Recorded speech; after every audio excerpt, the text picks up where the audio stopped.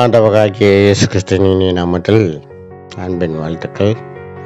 ஜெப எழுப்புதல் அக்னி ஊழியத்தின் மூலமாய் உங்களை சந்திப்பதில் மிகுந்த மகிழ்ச்சி அடைகிறேன்.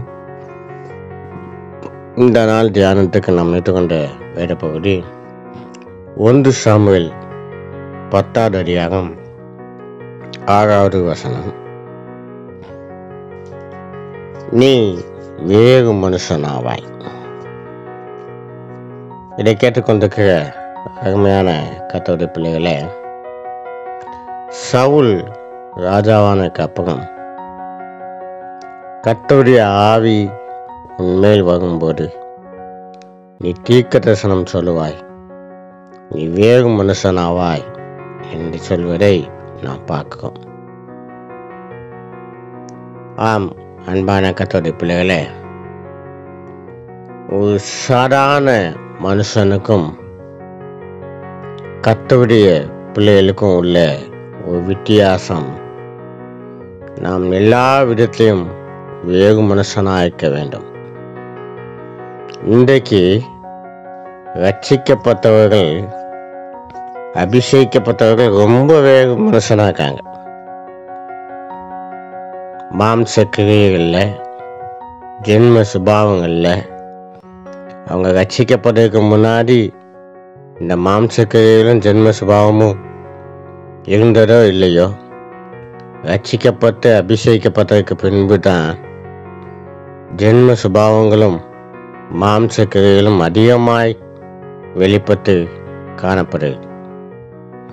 இதை கேட்டுக்கொண்டிருக்க அருமையான கர்த்தருடைய பிள்ளைகளே, நம்முடைய ஆண்டவர் இதை விரும்பவில்லை.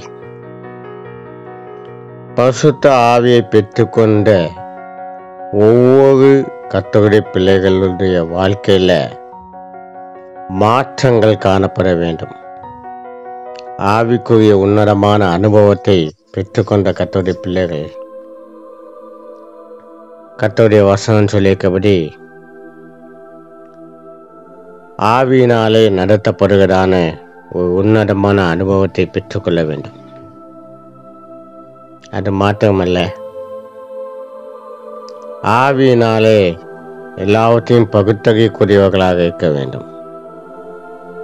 நம்மை நாமே நிதானித்தறிகிறவர்களாக இருக்க வேண்டும்.